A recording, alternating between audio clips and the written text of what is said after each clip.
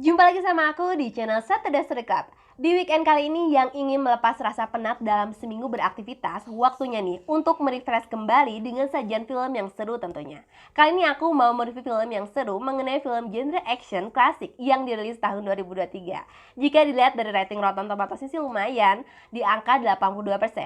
Pengen tahu review filmnya? Don't go anywhere. We can defeat them.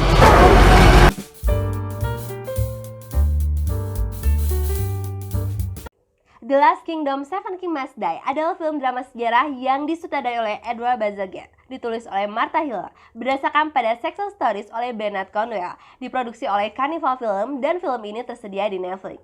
Film yang berdurasi 111 menit ini menceritakan keadaan politik Inggris Raya.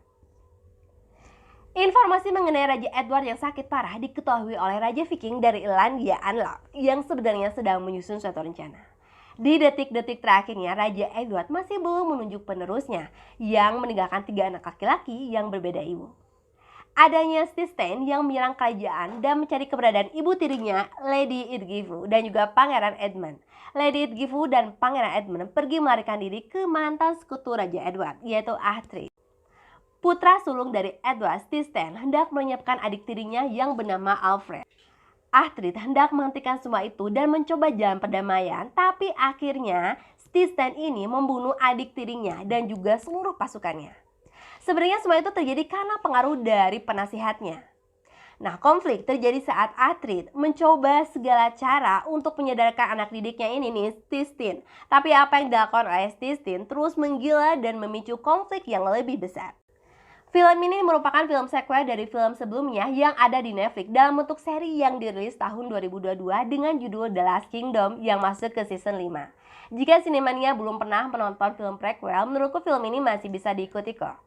The Last Kingdom Seven King Must Die menampilkan konsep alur cerita yang menarik, ditambah aktor dan juga para cameo yang ikut meramaikan film ini. Di dalam film ini lebih kepada konsep protagonis tunggal di mana semuanya itu sebenarnya terpusat pada Ahtric karena sosok ini justru yang paling dominan dalam film ini walaupun dia bukan seorang raja.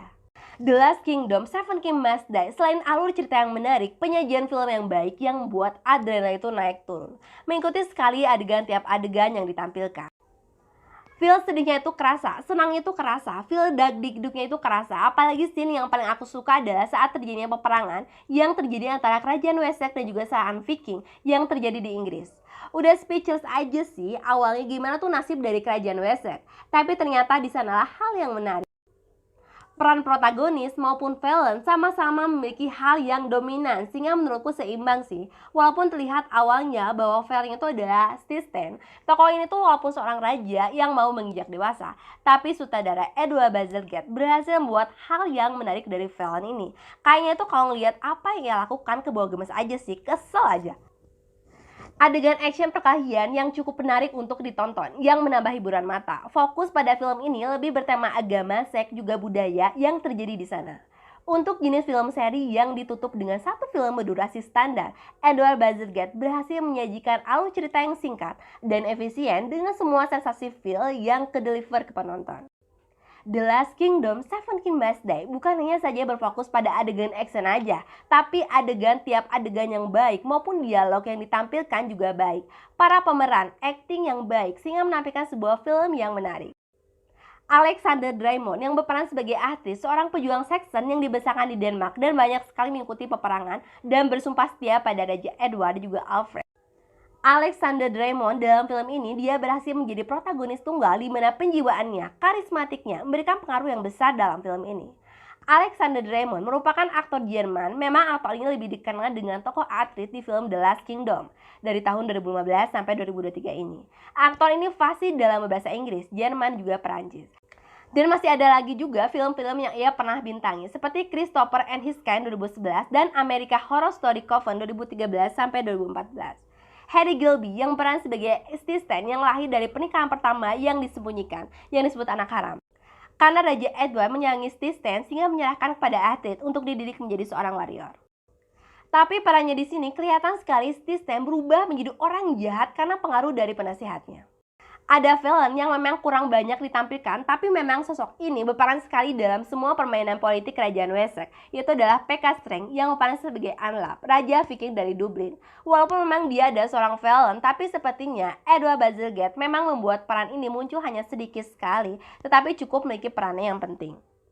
The Last Kingdom Seven King Must Die menampilkan visual yang jelas, tajam, dengan arahan warna yang agak sedikit klasik. Menampilkan kerajaan Inggris yang masih terlihat sederhana, benteng pertahanan, aktivitas di pasar yang masih terlihat sederhana. Seperti di settingnya di 866 Masehi. Tapi alur film ini cukup begitu menarik.